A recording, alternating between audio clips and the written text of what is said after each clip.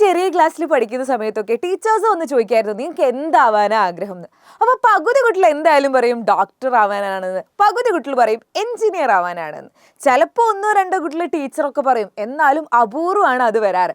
Doctor and engineer ഇവന്മാർ രണ്ടാളുമാണ് ഉണ്ടാവാറ്. ഇപ്പോൾ കുറേ പുതിയ പുതിയ ഓപ്ഷൻസ് വന്നെങ്കിലും കൂടിയിട്ട് മുക്കാൽ കുട്ടികളും അല്ലെങ്കിൽ ഒരു 70% കുട്ടികളും എന്തായാലും ഡോക്ടർ ഓർ എഞ്ചിനീയർ അതിൽ തന്നെയാണ് ഇപ്പോഴും സ്റ്റക്കായിട്ട് നിൽക്കുന്നത്. നിങ്ങളിൽ പലരും, നിങ്ങളിൽ ഈ ഒരു വീഡിയോ കേട്ടുകൊണ്ടിരിക്കുന്ന 90% കുട്ടികളും ഇത് തന്നെയായിരിക്കും, ഡോക്ടർ അല്ലെങ്കിൽ എഞ്ചിനീയർ ആവാനായിരിക്കും നിങ്ങളുടെയും താല്പര്യം. പക്ഷേ ഇതിൽ ഏത് സെലക്ട് ചെയ്യും, ഇത് ഏത് സെലക്ട് ചെയ്യുന്നതാണ് നല്ലത്? അതുപോലെ തന്നെ ചില കുട്ടികളുടേതാണ് ഇത് പഠിക്കാൻ എന്നെക്കൊണ്ട് പറ്റുമോ, ഞാൻ അവിടെ എത്തിയിട്ട് എനിക്ക് പറ്റുമോ, ഇത് എന്നെക്കൊണ്ട് താങ്ങുമോ എന്നുള്ളത്, അത് നിങ്ങൾക്ക് സംശയം ഉണ്ടാകും. സോ ഈ ഒരു സംശയങ്ങളൊക്കെ ഈ ഒരു വീഡിയോയോട് കൂടിയിട്ട് മാറാൻ പോവാണ്. നിങ്ങൾക്ക് സ്യൂട്ടബിൾ ആയിട്ടുള്ളത് ഇതിൽ ഏതാണെന്നും ഇത് രണ്ടുകൊണ്ടും എന്താണ് ഉദ്ദേശിക്കുന്നത്, ഇതിൽ എന്താണ് നിങ്ങൾക്ക് പഠിക്കാനുണ്ടാവുക, ഇതിൻ്റെ സാലറി ആൻഡ് ഓപ്പർച്യൂണിറ്റീസ് എന്താണ് എന്നുള്ള കാര്യങ്ങളൊക്കെ മിസ് ഈ ഒരു വീഡിയോയിൽ പറഞ്ഞുതരും. എന്നിട്ട് നിങ്ങൾക്ക് തീരുമാനിക്കാം നിങ്ങൾ ഡോക്ടർ ആവണോ അല്ലെങ്കിൽ എഞ്ചിനീയർ ആവണോ എന്നുള്ളത്. ഒന്നാമത്തെ കാര്യം എന്ന് പറയുന്നത് by heart versus mathematical ability. അതായത് ഒരു കുട്ടിക്ക് ബൈ ഹാർട്ട് ചെയ്യാനാണ് ഭയങ്കര ആ കുട്ടിക്ക് കൂടുതലായിട്ട് പറ്റുന്നത് ബൈ ഹാർട്ട് ചെയ്യാനാണെങ്കിൽ അവർക്ക് ഏറ്റവും നല്ലതെന്ന് പറയുന്നത് നമ്മളുടെ ഡോക്ടർ തന്നെയാണ്. ബിക്കോസ് ഡോക്ടർ കേസിൽ നമ്മളുടെ നീറ്റാണ് അല്ലേ, നീറ്റ് നമ്മൾ ക്ലിയർ ചെയ്യണം. നീറ്റ് എക്സാം ക്ലിയർ ചെയ്യാൻ വളരെ പ്രധാനപ്പെട്ട ഒരാളാണ് ബയോളജി എന്ന് പറയുന്നത്. ബയോളജിയിൽ പ്യുവർലി ബൈ ഹാർട്ടാണ്. എൻ്റെ കേസൊക്കെ എടുത്ത് നോക്കുകയാണെങ്കിൽ എനിക്ക് ബൈ ഹാർട്ട് ചെയ്യൽ തീരെ പറ്റുന്ന പരിപാടിയല്ലായിരുന്നു. അതുകൊണ്ട് തന്നെ ഞാൻ വിചാരിച്ചിട്ടുണ്ടായിരുന്നത് എനിക്ക് എഞ്ചിനീയർ ആവണം എന്നാണ്. എഞ്ചിനീയറിംഗിലേക്ക് പോകുമ്പോൾ കുറച്ചുകൂടി നമുക്ക് മാത്തമാറ്റിക്കൽ എബിലിറ്റിയാണ് വേണ്ടത്. ഇവിടെ തീരെ മാത്സ് വേണ്ടെന്നല്ല കേട്ടോ, ഇവിടെ ഫിസിക്സ് ഒക്കെ ഉണ്ട്, മാത്സ് വേണം. എന്നാലും ഇതിൽ കൂടുതൽ ബൈ ഹാർട്ട് ചെയ്യേണ്ട സെഷൻസ് ആണ് ഉണ്ടാവുക. പക്ഷേ ഇവിടെ നോക്കുകയാണെങ്കിൽ നമ്മളുടെ എഞ്ചിനീയറിംഗ് കേസിൽ നോക്കുകയാണെങ്കിൽ നമുക്ക് മാത്സിലാണ് കൂടുതൽ അറിയേണ്ടത്. നമ്മളുടെ JEE പോലത്തെ കോമ്പറ്റേറ്റീവ് എക്സാമിന് നിങ്ങൾ കൂടുതലായിട്ട് നിങ്ങൾക്ക് മാത്തമാറ്റിക്കൽ എബിലിറ്റി നിങ്ങൾക്ക് സോൾവ് ചെയ്യാനും അതുപോലെ കാൽക്കുലേഷൻസ് ഒക്കെ ആണ് ഇഷ്ടമെങ്കിൽ ഇതായിരിക്കും നിങ്ങൾക്ക് എഞ്ചിനീയറിംഗ് ആയിരിക്കും നിങ്ങൾക്ക് കൂടുതൽ ആപ്റ്റ് ആയിട്ടുള്ളത്. അപ്പോൾ ബൈ ഹാർട്ട് ചെയ്യാനാണോ അല്ലെങ്കിൽ നിങ്ങൾ മാത്തമാറ്റിക്കൽ എബിലിറ്റിയിൽ നിങ്ങൾക്ക് സോൾവ് ചെയ്യുന്നതാണോ നിങ്ങൾക്ക് നല്ലത് എന്നുള്ളത് നിങ്ങൾ തീരുമാനിക്കുക. ആൻഡ് രണ്ടാമത്തേന്ന് പറയുന്നത് നമ്മളുടെ കോമ്പറ്റീഷൻ ലെവൽ നോക്കുകയാണെങ്കിൽ നമ്മളുടെ ഡോക്ടേഴ്സിൻ്റെ നീറ്റ് എക്സാം നോക്കുകയാണെങ്കിൽ നീറ്റ് എക്സാം ഭയങ്കര കോമ്പറ്റേറ്റീവാണ്. അതായത് നമ്മളുടെ കേരളത്തിൽ ആകെ 2000 കുട്ടികൾക്കൊക്കെ നീറ്റ് മെഡിക്കൽ കോളേജിൽ MBBS നമുക്ക് അഡ്മിഷൻ എടുക്കാൻ പറ്റാറുള്ളൂ, അഡ്മിഷൻ കിട്ടാറുള്ളൂ. അപ്പോൾ ഈ 2000 കുട്ടികളിൽ ബാക്കിയുള്ള കുട്ടികൾ എന്ന് പറയുന്നത് ചിലപ്പോൾ BDS, BHMS അതുപോലെയുള്ള താഴേക്കുള്ള കാറ്റഗറീസിലേക്ക് പോകും. പക്ഷേ നമ്മൾ എന്തായാലും നമ്മൾ എത്ര ഡോക്ടേഴ്സ് ആവണം എന്ന് പറയുന്നത് നമുക്ക് ഒരു 70% നമുക്ക് സാലറി ഒക്കെ ആഗ്രഹിച്ചുകൊണ്ട് തന്നെയാണ് അല്ലേ, നല്ല സാലറി കിട്ടണം, വീട്ടുകാരെ നോക്കണം എന്ന് തന്നെയാണ്. അപ്പോൾ നിങ്ങൾ ഈ MBBS അല്ലാതെ ബാക്കിയുള്ളതിലേക്ക് പോവുകയാണെങ്കിൽ BDS പോലത്തെ ബാക്കിയുള്ളതിൽ BHMS പോലത്തെ ബാക്കിയുള്ളതിലേക്ക് പോവുകയാണെങ്കിൽ നിങ്ങൾ വിചാരിച്ച പോലത്തെ സാലറി നിങ്ങൾക്ക് കിട്ടിക്കൊള്ളണം എന്നില്ല. നമുക്ക് ഒരു MBBS സാധാ ഒരു MBBS കഴിഞ്ഞു കഴിഞ്ഞാൽ ചിലപ്പോൾ നിങ്ങൾക്ക് ഒരു 50K സാലറി തുടക്കത്തിൽ തന്നെ കിട്ടിയെന്ന് വരാം.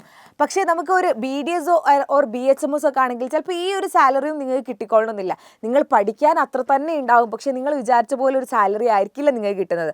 അപ്പോൾ ഇവിടെ നമ്മളുടെ ഡോക്ടേഴ്സിൻ്റെ കേസിൽ എന്ന് പറയുന്നത് കോമ്പറ്റീഷൻ ലെവൽ വളരെ കൂടുതലാണ്. ആ കോമ്പറ്റീഷൻ ലെവലിൽ നിങ്ങൾക്ക് ആ ഒരു 2000 കുട്ടികൾക്കൊക്കെ നമുക്ക് MBBS കിട്ടിയിട്ടുള്ളൂ.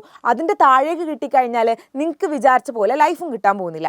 ഇനി അടുത്തതെന്ന് പറയുന്നത് എഞ്ചിനീയറിംഗിൻ്റെ കേസിലാണെങ്കിൽ എഞ്ചിനീയറിംഗിലും നിങ്ങൾക്ക് നല്ല കോളേജസിൽ നിന്ന് ഇറങ്ങിയാൽ മാത്രമേ നിങ്ങൾക്ക് നല്ലൊരു സാലറി എക്സ്പെക്ട് ചെയ്യാൻ പറ്റുള്ളൂ. അതായത് IITs നിന്നും NITs നിന്നും പഠിച്ചിറങ്ങിയ കുട്ടികൾക്ക് തന്നെയാണ് നല്ല പാക്കേജസ് കിട്ടി നല്ല കമ്പനീസിൽ അവർക്ക് ജോയിൻ ആവാൻ പറ്റുന്നത്. അപ്പോൾ ഇവിടെ എഞ്ചിനീയറിംഗിൻ്റെ കേസിൽ വേറൊരു ഗുണം എന്ന് പറയുന്നത് ഇവിടെ NITsഉം IITsനും പുറമെ അവിടെ നല്ല നല്ല കോളേജസും ഉണ്ട്. ടോപ്പ് കോളേജസിൽ നിന്ന് ഇറങ്ങി CET പോലത്തെ ടോപ്പ് കോളേജസിൽ നിന്ന് ഇറങ്ങിക്കഴിഞ്ഞാലും ഈ ഒരു സാലറി തന്നെ നിങ്ങൾക്ക് വാങ്ങാൻ കഴിയും. അപ്പോൾ ഇവിടെ കുറച്ചൊരു ആശ്വാസമുള്ള കേസാണ് നമ്മളുടെ എഞ്ചിനീയറിംഗ് എന്ന് പറയുന്നത്. എഞ്ചിനീയറിംഗിൽ അപ്പോൾ ഇവിടുത്തെ 2000 കുട്ടികൾക്ക് മാത്രമേ ഈ ഒരു സാലറി പാക്കേജസ് കിട്ടുന്നുള്ളൂ എങ്കിലും ഇവിടെ എന്ന് വെച്ചാൽ എന്താണ്, ആ 2000-ന് പുറമെ നിങ്ങൾ ടോപ്പ് കോളേജസിൽ CET പോലത്തെ ടോപ്പ് കോളേജസിൽ നിങ്ങൾക്ക് അവിടെ അഡ്മിഷൻ എടുക്കാൻ പറ്റിയാൽ അവിടെയും നിങ്ങൾക്ക് എന്ത് ചെയ്യാൻ പറ്റും, നിങ്ങൾക്ക് നല്ല സാലറിയിൽ നിങ്ങൾക്ക് പ്ലേസ്ഡ് ആവാൻ പറ്റും. അപ്പോൾ ഇവിടുത്തെ കോമ്പറ്റീഷൻ ലെവൽ കുറച്ചൊരു കുറവാണ്. അതുകൊണ്ട് തന്നെയാണ് ഒരു മാർച്ച് മാസം ആകുമ്പോഴേക്കൊക്കെ നീറ്റിൻ്റെ കുട്ടികളെന്ന് പറയുന്നത് ഭയങ്കര വെറീഡായിരിക്കും, ഭയങ്കരമായിട്ട് ഓടി നടക്കുന്നത് ഞങ്ങൾ ഇവിടെ കാണാറുണ്ട്. പക്ഷേ ഈ ഒരു JEE എഴുതുന്ന കുട്ടികൾ അല്ലെങ്കിൽ എഞ്ചിനീയറിങ്ങിന് വേണ്ടിയിട്ട് അവർ പ്രിപ്പയർ ചെയ്യുന്ന കുട്ടികളെന്ന് പറയുന്നത് കുറച്ചുകൂടി റിലാക്സ്ഡ് ആയിരിക്കും. അവർക്ക് വേറെ ഓപ്ഷനും ഉണ്ട്. അതായത് NITയും IITയും കിട്ടിയിട്ടില്ലെങ്കിലും കൂടിയിട്ട് അവർക്ക് വേറെയും ടോപ്പ് കോളേജസ് ഉണ്ട്. അതിലും അവർക്ക് അഡ്മിഷൻ എടുത്തു കഴിഞ്ഞാൽ അവർ വിചാരിച്ച പോലെ ഒരു ലൈഫ് കിട്ടും. അപ്പോൾ ഈ ഒരു എഞ്ചിനീയറിങ്ങിൻ്റെ കോമ്പറ്റീഷൻ ലെവൽ കുറച്ചൊരു കുറവാണ്. ഇനി അടുത്തതെന്ന് പറയുന്നത് ടൈം ടു സ്റ്റഡി. അതായത് എഞ്ചിനീയറിങ്ങിൻ്റെ കേസ് നോക്കുകയാണെങ്കിൽ ഒരു 4 ഇയേഴ്സ് കഴിയുമ്പോഴേക്ക് നിങ്ങൾക്ക് അവിടെ ജോബ് റെഡി ആയിരിക്കും. 4 ഇയേഴ്സ് കഴിഞ്ഞാൽ ജോബ് റെഡിയാണ് അവിടെ. നിങ്ങൾക്ക് നല്ലൊരു NIT ഓർ IIT നിന്ന് ഇറങ്ങുകയാണെങ്കിൽ നല്ലൊരു സാലറിയിൽ നല്ലൊരു കമ്പനിയിൽ നിങ്ങൾക്ക് പ്ലേസ്ഡ് ആവാൻ കഴിയും എഞ്ചിനീയറിങ്ങിൻ്റെ കേസിൽ നോക്കുകയാണെങ്കിൽ. പക്ഷേ ഡോക്ടർ കേസ് നോക്കുകയാണെങ്കിൽ അങ്ങനെയല്ല നമ്മളുടെ കഥ. ഡോക്ടർ കേസ് നോക്കുകയാണെങ്കിൽ നമുക്ക് 4.5 വർഷമാണ് നിങ്ങൾക്ക് MBBS നിങ്ങൾക്ക് പഠിക്കാൻ നിങ്ങൾക്ക് നീറ്റ് ക്ലിയർ ചെയ്ത് കഴിഞ്ഞാൽ 4.5 വർഷമാണ് നിങ്ങൾക്ക് പഠിക്കാനുണ്ടാവുക. ആ 4.5 വർഷം കഴിഞ്ഞിട്ട് 1 ഇയർ എന്ന് പറയുന്നത് ഹൗസ് സർജൻസി ഉണ്ടാവും. ആ 1 ഇയർ കഴിഞ്ഞ് കഴിഞ്ഞാൽ ഹൗസ് സർജൻസി കഴിഞ്ഞ് നിങ്ങൾക്ക് സാധാ ഒരു ഡോക്ടറായിട്ട് വേണമെങ്കിൽ കയറാം. അപ്പോൾ നിങ്ങൾക്ക് കിട്ടുന്ന സാലറി എന്ന് പറയുന്നത് നിങ്ങൾ വിചാരിച്ച പോലെ ഒന്നും ഉണ്ടാവില്ല. ഒരു 50K ഒക്കെ ആയിട്ട് അങ്ങനെ പോകേണ്ടി വരും. പക്ഷേ ഈ ഒരു വെറും MBBS കൊണ്ട്, ഇപ്പോൾ നമ്മൾ പറയുന്നതാണ്, വെറും MBBS കൊണ്ട് അത്ര കാര്യം നിങ്ങൾക്ക് ഉണ്ടായിക്കൊള്ളണമെന്നില്ല. എന്തെങ്കിലും നമുക്ക് എന്തായാലും ഇപ്പോൾ ഈ ഡോക്ടർ ആവണം എന്ന് പറയുമ്പോൾ നമുക്ക് ഉണ്ടാവും ഒരാഗ്രഹം, എനിക്ക് പീഡിയാട്രീഷ്യൻ ആവണം, അങ്ങനെ എന്താണ് ആവേണ്ടത്. നിങ്ങൾക്ക് ഇതൊരു സ്പെഷ്യലൈസേഷനും കൂടി നിങ്ങൾക്ക് ആഗ്രഹം ഉണ്ടാവും. അപ്പോൾ ഈ ഒരു സ്പെഷ്യലൈസേഷനും കൂടെ കഴിയണമെങ്കിൽ നിങ്ങൾ എന്ത് ചെയ്യേണ്ടി വരും? ഈ ഹൗസ് സർജൻസി കഴിഞ്ഞിട്ട് പിന്നെയും 3 ഇയർ നമുക്ക് PG ചെയ്യേണ്ടി വരും. ആ PG കഴിഞ്ഞിട്ട് ഒരു PG 3 ഇയർ കഴിഞ്ഞിട്ടും 1 ഇയർ ഹൗസ് സർജൻസി ഉണ്ടാവും. ആ ഹൗസ് സർജൻസി കഴിഞ്ഞിട്ട് 3 ഇയർ നമ്മൾ എന്ത് ചെയ്യേണ്ടി വരും? സൂപ്പർ സ്പെഷ്യാലിറ്റി, എന്തിലാണോ സ്പെഷ്യലൈസേഷൻ ചെയ്യുന്നത് അത് നിങ്ങൾ ചെയ്യേണ്ടി വരും. അതായത് ടോട്ടൽ നിങ്ങൾ നോക്കുകയാണെങ്കിൽ 4.5, 5.5, 6.5, 7.5, 8.5, 9.5, 10.5, 11.5, 12.5 വർഷമാണ് ഒരു പീഡിയാട്രീഷ്യൻ, അല്ലെങ്കിൽ നിങ്ങൾക്ക് എന്ത് ഡോക്ടറാണോ ആവേണ്ടത് ആ ഡോക്ടറായിട്ട് നിങ്ങൾ പുറത്തിറങ്ങാൻ എടുക്കുന്ന സമയം എന്ന് പറയുന്നത് 12.5 years ആണ് നിങ്ങൾ ഇത് കഴിഞ്ഞിറങ്ങുമ്പോഴേക്കുള്ളത്. പക്ഷേ ഇത് ഭയങ്കര പ്രശ്നമായിട്ട് ഞാൻ പറയാമല്ല കേട്ടോ. ഞാൻ പെട്ടെന്ന് ജോലി വേണം എന്ന് പറയുന്നവർക്ക്, പെട്ടെന്ന് എനിക്ക് ലൈഫ് സെറ്റ് ആവണം എന്ന് പറയുന്നവർക്ക് ഡോക്ടർ എന്ന് പറയുന്നത്, അല്ലെങ്കിൽ നീറ്റ് എന്ന് പറയുന്നത് ഒരു കറക്റ്റ് ഓപ്ഷനല്ല, നല്ലൊരു ഓപ്ഷനല്ല. പെട്ടെന്ന് ജോലി വേണം, എനിക്ക് പെട്ടെന്ന് കയറണം, എനിക്ക് പെട്ടെന്ന് സെറ്റിൽ ആവണം എന്നുള്ളവർക്ക് കൂടുതൽ നല്ലത് എഞ്ചിനീയറിംഗ് ആയിരിക്കും. പക്ഷേ ഇത് ഞാൻ ഇത്രയും വർഷം ഉണ്ടെന്ന് വെച്ചിട്ട് നിങ്ങളെ നിരാശപ്പെടുത്താൻ വേണ്ടി പറയല്ല കേട്ടോ. അതായത് ഇപ്പോൾ നമ്മളിപ്പോൾ ഈ ഒരു കേസ് എടുക്കുകയാണെങ്കിൽ നമുക്ക് 4.5 വർഷം MBBS കഴിഞ്ഞ് ഹൗസ് സർജൻസിക്ക് കയറുന്ന സമയത്ത് MBBSൻ്റെ ഒരു കുട്ടിക്ക് 28K ഒക്കെയാണ്, 28,000 ഒക്കെയാണ് നമുക്ക് സ്റ്റേപ്പൻ്റ് ആയിട്ട് കിട്ടുന്നത്. പിന്നെ ഈ സ്റ്റേപ്പൻ്റ് കഴിഞ്ഞിട്ട് നമുക്ക് PG ജോയിൻ ചെയ്യുമ്പോൾ ചിലപ്പോൾ 1 ഇയർ നിങ്ങൾ PG എൻട്രൻസ് എക്സാമിന് വേണ്ടിയിട്ട് 1 ഇയർ നിങ്ങൾ പിന്നെയും റിപ്പീറ്റ് ഒക്കെ ചെയ്യേണ്ടി വരും. നിങ്ങൾ പിന്നെയും എൻട്രൻസിന് വേണ്ടി പ്രിപ്പയർ ഒക്കെ ചെയ്യേണ്ടി വരും. ആ 1 ഇയർ ഒക്കെ പ്രിപ്പയർ ചെയ്ത് PGക്ക് നിങ്ങൾ ജോയിൻ ചെയ്ത് കഴിഞ്ഞാൽ PG പഠിക്കുന്നതിനോട് കൂടിയിട്ട് മാസത്തിൽ 60,000 രൂപ നിങ്ങൾക്ക് കിട്ടുന്നുണ്ട്. ഇനി അതും കഴിഞ്ഞ് നമ്മൾ അതിൻ്റെ ഹൗസ് സർജൻസിയും കഴിഞ്ഞിട്ട് നിങ്ങൾ സൂപ്പർ സ്പെഷ്യാലിറ്റി ചെയ്യുന്ന സമയത്ത് 1 lakh പ്ലസ് ആണ് നിങ്ങൾക്ക് അവിടുന്ന് കിട്ടുന്നത്. അപ്പോൾ പഠിച്ചുകൊണ്ട് നിങ്ങൾക്ക് എന്ത് ചെയ്യാൻ പറ്റും?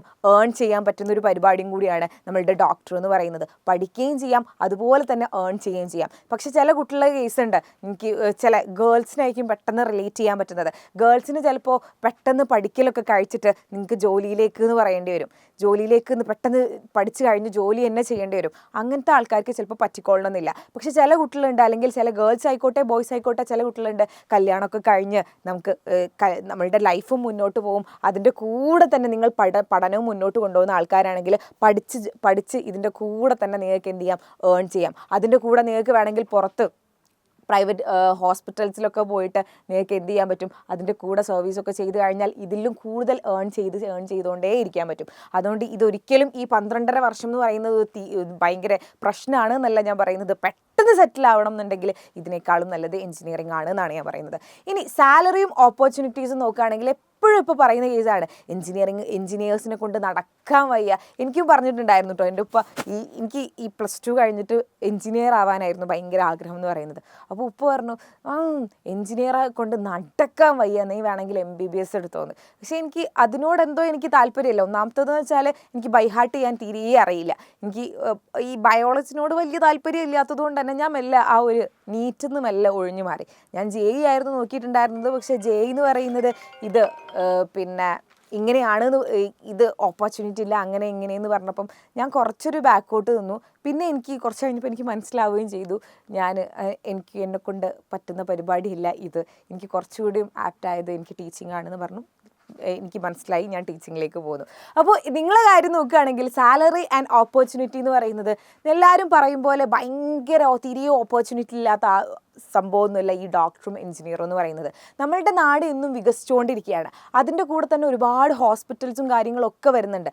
അതുകൊണ്ട് തന്നെ നിങ്ങൾ ഈ ഡോക്ടേഴ്സായിട്ട് ഒരിക്കലും എന്താവാൻ പോകുന്നില്ല, വെറുതെ ആവാൻ പോകുന്നുണ്ടെന്ന് എനിക്ക് തോന്നുന്നില്ല. ബിക്കോസ് നിങ്ങൾ ഈ ഒരു ഡോക്ടേഴ്സ് ആവുന്നതിനനുസരിച്ച് ഏറ്റവും കൂടുതൽ ഡോക്ടേഴ്സ് പുറത്തിറങ്ങുന്നതിനനുസരിച്ച് അത്രയും കൂടുതൽ ഹോസ്പിറ്റൽസും കാര്യങ്ങളൊക്കെ നമുക്ക് വരുന്നുണ്ട്. അതുകൊണ്ട് നിങ്ങൾക്ക് ഓപ്പർച്യൂണിറ്റീസ് ഉണ്ടാവില്ല. നമ്മൾ തിരഞ്ഞിറങ്ങുകയാണെങ്കിൽ നമുക്ക് എവിടെയാണെങ്കിലും നമുക്ക് നല്ല ഓപ്പർച്യൂണിറ്റി ഉണ്ടാവുമെന്ന് വിശ്വസിക്കുന്ന ഒരാളാണ് ഞാൻ. ഇനി സാലറിൻ്റെ കേസ് പറയുകയാണെങ്കിൽ നമുക്ക് MBBS നിങ്ങൾ നല്ല കോളേജിൽ നിന്ന് ഒരു മെഡിക്കൽ കോളേജിൽ നിന്ന് MBBS കഴിഞ്ഞിറങ്ങുകയാണെങ്കിൽ നല്ല സാലറി പാക്കേജ് തന്നെ നിങ്ങൾക്ക് കിട്ടും. പക്ഷേ നിങ്ങൾ BDS ആണ് BHMS ആണ് താഴേക്കിടയിലേക്ക് പോവുകയാണെങ്കിൽ നമുക്ക് ഈ ഒരു MBBS കഴിഞ്ഞിട്ട് പിന്നെ ഏറ്റവും താഴേക്കാണ് നിങ്ങൾക്ക് പോകാൻ പോകുന്നത്. BDS BHMS പോലത്തെ ഇതിലേക്കാണ് പോകാൻ പോകുന്നത്. അപ്പോൾ അത് നിങ്ങൾക്ക് ചിലപ്പോൾ എന്ത് വരില്ല, അത്ര ഒരു ഏൺ ചെയ്യാൻ പറ്റിയെന്ന് വരില്ല. ഇനി എൻജിനീയറിങ്ങിൻ്റെ കേസ് നോക്കുകയാണെങ്കിലും അങ്ങനെ തന്നെയാണ്.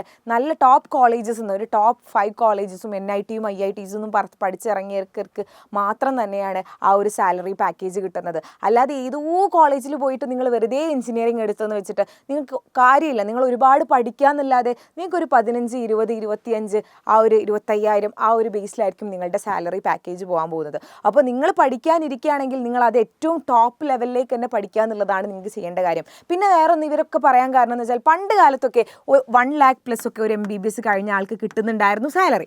പക്ഷേ ഇപ്പോൾ എന്ന് പറയുന്നത് അത് 50K ഒക്കെ ആയി മാറി, 50,000 ഒക്കെ ആയി മാറി. ബിക്കോസ് നമുക്ക് അന്ന് വളരെ കുറഞ്ഞ ഡോക്ടേഴ്സ് മാത്രമേ ഉണ്ടായിരുന്നുള്ളൂ. അപ്പോൾ ഇത്ര പാക്കേജ് അവർ കൊടുത്തു, നമ്മൾ മെഡിക്കൽ ഫീൽഡിൽ ഇത്ര പാക്കേജ് കിട്ടിയിട്ടുണ്ടായിരുന്നു. പക്ഷേ ഒരുപാട് ഓപ്ഷൻസ് ഇപ്പോൾ ഉണ്ട്, ഒരുപാട് ഡോക്ടേഴ്സ് ഇപ്പോൾ ഉണ്ട്. അപ്പോൾ എന്ത് പറ്റുന്നില്ല, ഈ ഒരു ഇത്രയും പാക്കേജ് കൊടുക്കാൻ അവർക്ക് പറ്റുന്നില്ല. ഒരു 50K ഒക്കെയാണ് കിട്ടുന്നത്. പക്ഷേ നിങ്ങൾ ആലോചിക്കേണ്ട കാര്യം, നിങ്ങൾ അത്രയും ഇയർ പഠിച്ചിട്ട് നിങ്ങളെ കൂടെ തന്നെ പഠിച്ചിറങ്ങിയ വേറെ ആൾക്കാരുണ്ടാവും. അതായത് നിങ്ങളിപ്പോൾ ഡോക്ടർ നീറ്റ് എഴുതിയിട്ട് MBBS ആണ് ചെയ്യുന്നതെങ്കിൽ അതൊന്നുമല്ല വേറെ എന്തെങ്കിലും ചെയ്യുന്ന ആൾക്കാർക്ക് അതേ സമയം കിട്ടുന്നത് 10,000 രൂപയാണ്. അപ്പോൾ കമ്പയർ ചെയ്യണം. നിങ്ങൾ പണ്ട് കാലത്തേക്കാളും ഇപ്പോൾ ഈ ഒരു സാലറി അത്രയും കൂടുതൽ ജോലിക്ക് വേണ്ടി ഇറങ്ങുന്നതുകൊണ്ട് തന്നെ സാലറി പാക്കേജ് കുറഞ്ഞുകൊണ്ടിരിക്കുന്നത്. നിങ്ങൾക്ക് അവിടെ കുറഞ്ഞിട്ടുണ്ടെങ്കിൽ അതിനേക്കാളും താഴെ കിടയിലേക്കാണ് നിങ്ങളെ കൂടെ പഠിച്ചിറങ്ങിയ ബാക്കിയുള്ളവർ പോകുന്നത്. അപ്പോൾ അവരെയും കൂടി ഒന്ന് കമ്പയർ ചെയ്തിട്ട് നിങ്ങൾ തീരുമാനിക്കുക നിങ്ങളുടെ സാലറി പാക്കേജ് ഓക്കെ ആണോ സച്ചാണോ എന്നുള്ളത്. പിന്നെ അടുത്തെന്ന് പറയുന്നത് കൺവീനിയൻസ്. അതായത് നമുക്ക് എൻജിനീയറിംഗ് ആണെങ്കിൽ നിങ്ങൾക്കിപ്പോൾ ഇവിടെ സത്യം പറയുകയാണെങ്കിൽ ഈ കേരളത്തിൽ നിന്നുകൊണ്ട് വലിയൊരു കാര്യമൊന്നും എൻജിനീയറിങ്ങിന് കിട്ടാൻ പോകുന്നില്ല. ചിലപ്പോൾ കുറച്ച് ഉള്ളോട്ടൊക്കെ പോകേണ്ടി വരും. ബാംഗ്ലൂരിൽ നിന്നിട്ടും ചിലപ്പം കിട്ടിയത് വരില്ല, കുറച്ച് നമുക്ക് പുറത്തേക്ക് പോകേണ്ടി വരും. പല സ്ഥലങ്ങളിലേക്കും പല രാജ്യങ്ങളിലേക്കൊക്കെ പോകേണ്ടി വരും. എന്നാലേ നിങ്ങൾ വിചാരിച്ച പോലെ ഒരു സാലറി പാക്കേജും ജോലിയും കിട്ടുന്ന വരും. എല്ലാ സ്ഥലത്തും വെറുതെ അവിടെ പിന്നെ ഇപ്പോൾ നിങ്ങൾ എവിടെയാണോ നിങ്ങളുടെ ഹോം പ്ലേസ് അവിടെ തന്നെ നിന്ന് ജോലി ചെയ്യണം, വീട്ടുകാരെ കൂടെ ജോലി ചെയ്യണം, അല്ലെങ്കിൽ വീട്ടുകാരെ കൂടെ നിന്നുകൊണ്ട് ജോലി ചെയ്യണം എന്ന് ആഗ്രഹമുള്ള ആൾക്കാരാണെങ്കിൽ ചിലപ്പോൾ എൻജിനീയറിംഗ് അത്ര ആപ്റ്റ് ആയിക്കൊള്ളണമെന്നില്ല. എൻജിനീയറിങ്ങിന് എല്ലാ സ്ഥലത്തും ഒരുപോലെ ജോലി കിട്ടിയെന്ന് വരില്ല. എൻജിനീയറിംഗുകാർക്ക് ജോലി ഉണ്ടാവും, പക്ഷേ ഇവിടെ നാട്ടിലൊക്കെ ജോലി ചെയ്യുകയാണെങ്കിൽ വളരെ ബേസ് പാക്കേജ് ആയിരിക്കും അവർ കിട്ടുക. അവർ പുറത്തേക്ക് പോകുന്നതിനനുസരിച്ച് അതിനനുസരിച്ചുള്ള ഓപ്പർച്യൂണിറ്റീസ് അന്വേഷിച്ചിട്ട് ഉൾരാജ്യങ്ങളിലേക്കൊക്കെ പോകുന്നതിനനുസരിച്ചായിരിക്കും ചിലപ്പോൾ അവർക്ക് അതിൻ്റേതായിട്ടുള്ള പാക്കേജും അതിൻ്റേതായിട്ടുള്ള ഓപ്പർച്യൂണിറ്റിയും കിട്ടുക. പക്ഷേ ഈ ഒരു ഡോക്ടേഴ്സിൻ്റെ കേസ് അങ്ങനെയല്ല. ഡോക്ടേഴ്സിൻ്റെ കേസ് എന്ന് പറയുന്നത് നമ്മളുടെ എക്സ്പീരിയൻസ് കൂടുന്നതിനനുസരിച്ച് നമുക്ക് എന്ത് ചെയ്യും, നമുക്ക് ഓപ്പർച്യൂണിറ്റീസും കൂടും. നിങ്ങൾക്ക് വേണമെങ്കിൽ വീട്ടിലിരുന്നുകൊണ്ട് വേണമെങ്കിൽ നിങ്ങൾക്ക് എന്ത് ചെയ്യാം, കൺസൾട്ട് ചെയ്യാൻ പറ്റും. നിങ്ങൾക്ക് വീടിൻ്റെ മുന്നിൽ ഒരു ക്ലിനിക്ക് ഇട്ടിട്ട് വേണമെങ്കിൽ കൺസൾട്ട് ചെയ്യാൻ പറ്റും. നിങ്ങൾക്ക് പുറത്ത് പോയിട്ട് വേണമെങ്കിൽ കൺസൾട്ട് ചെയ്യാൻ പറ്റും. നിങ്ങൾക്ക് ഒരു കാര്യം നിങ്ങളുടെ കയ്യിലായി കഴിഞ്ഞു, നിങ്ങൾക്ക് അറിയാം നിങ്ങൾക്ക് എന്താ ചെയ്യേണ്ടത്, നിങ്ങൾക്കൊരു ജോലി, നിങ്ങളൊരു കാര്യം നിങ്ങൾ പഠിച്ചു കഴിഞ്ഞു, നിങ്ങൾക്ക് എവിടെ നിന്ന് വേണമെങ്കിലും നിങ്ങൾക്ക് ജോലി ചെയ്യാൻ പറ്റുന്നതാണ്, നിങ്ങൾക്ക് കൺസൾട്ട് ചെയ്യാൻ പറ്റുന്നതാണ്, രോഗികളെ പരിശോധിക്കാൻ പറ്റുന്നതാണ്. പക്ഷേ എൻജിനീയറിങ്ങിൻ്റെ കേസ് അങ്ങനെയല്ല. പിന്നെ അടുത്തതെന്ന് പറയുന്നത് സോഷ്യൽ ഫാക്ടർ പറയുകയാണെങ്കിൽ എപ്പോഴും എൻജിനീയർ ആയിന്ന് വെച്ചിട്ട് അത്ര നിങ്ങൾ വിചാരിച്ചത്ര നിങ്ങൾ പഠിച്ച അല്ലെങ്കിൽ നിങ്ങൾ എഫേർട്ട് ഇട്ട അത്ര നിങ്ങൾക്ക് എന്ത് കിട്ടിയെന്ന് വരില്ല. ആ ഒരു എൻജിനീയർ ആയി എന്ന് വെച്ചിട്ട് ആ ഒരു അക്സെപ്റ്റൻസ് നിങ്ങൾക്ക് നാട്ടുകാരുടെ അടുത്തുനിന്നും ആ ഒരു നിങ്ങൾക്ക് ജനങ്ങളുടെ അടുത്തുനിന്ന് കിട്ടിയെന്ന് വരില്ല. പക്ഷേ ഡോക്ടർ എന്ന് വേണം ഡോക്ടർ തന്നെയാണ്. ഡോക്ടർക്ക് എന്ന് പറയുന്നത് എപ്പോഴും ഒരു പടി മുന്നിൽ തന്നെയാണ് അവരുടെ വില എന്ന് പറയുന്നത്. അപ്പോൾ സോഷ്യൽ ഫാക്ടർ നോക്കുകയാണെങ്കിൽ ഡോക്ടർ തന്നെയാണ് ഏറ്റവും മുൻപന്തിയിൽ നിൽക്കുന്നത്. ആൻഡ് എൻജിനീയറേക്കാളും കൂടുതൽ. ഓൾസോ വേറൊരു കാര്യം, ഈ ഡോക്ടർ പഴകും തോറും അടിപൊളി ആയിക്കൊണ്ടിരിക്കുന്ന ആൾക്കാരാണ് ഡോക്ടർ. അതായത് നമ്മളിപ്പോൾ 10 അല്ലെങ്കിൽ 50 കൊല്ലമായി ഞാൻ ഡോക്ടറായിട്ട് വർക്ക് ചെയ്യുകയാണെങ്കിൽ അത് അവർക്കൊരു പ്രിവിലേജാണ്. അവർക്ക് അത് കൂടുതൽ ഏൺ ചെയ്യാൻ കിട്ടുന്ന ഒരു മാർഗ്ഗമാണ് കൂടുതൽ വർഷം എക്സ്പീരിയൻസ് എന്ന് പറയുന്നത്. പക്ഷേ എൻജിനീയറിങ്ങിൻ്റെ കേസ് നോക്കുകയാണെങ്കിൽ ചിലപ്പോൾ നിങ്ങളൊരു 10 കൊല്ലം കഴിഞ്ഞാൽ അതിൻ്റെ നമ്മളുടെ കാര്യങ്ങളൊക്കെ മാറിയിട്ടുണ്ടാകും. പക്ഷേ അത്ര ഒരു സാലറി പാക്കേജ് താഴോട്ടായിരിക്കും. നിങ്ങൾക്കിപ്പോൾ കയറുന്ന സമയത്ത് ഭയങ്കര ഹൈയിലായിരിക്കും. പിന്നെ നമുക്ക് കുറേ എക്സ്പീരിയൻസ് കൂടുന്നതിനനുസരിച്ച് ചിലപ്പോൾ ഒരു 10 കൊല്ലം 15 കൊല്ലം കഴിഞ്ഞാൽ ചിലപ്പോൾ ആ ഒരു അക്സെപ്റ്റൻസ് നിങ്ങൾക്ക് അതിൽ കിട്ടിക്കൊള്ളണമെന്നില്ല. പക്ഷേ ഇത് പഴകുന്തോറും അടിപൊളിയാവുന്നതാണ് ഡോക്ടർ. അപ്പോൾ ഇത്രയും കാര്യങ്ങളാണ് ഈ ഡോക്ടേഴ്സും എൻജിനീയേഴ്സും തമ്മിലുള്ള മാറ്റങ്ങൾ. ഞാൻ ഒന്നിനെയും താഴെ പറയേ മുകളിൽ പറയുന്നുള്ളതല്ല.